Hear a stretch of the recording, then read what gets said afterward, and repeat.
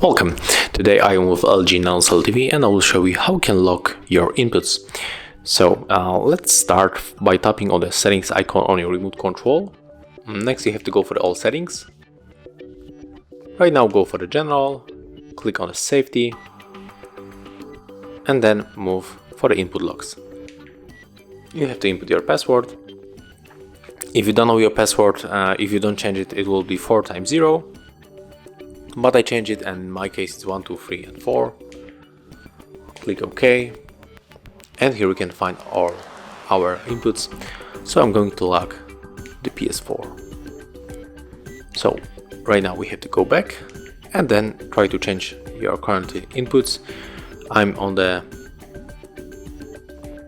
NanoCell media server, so I'm going to change for the PS4.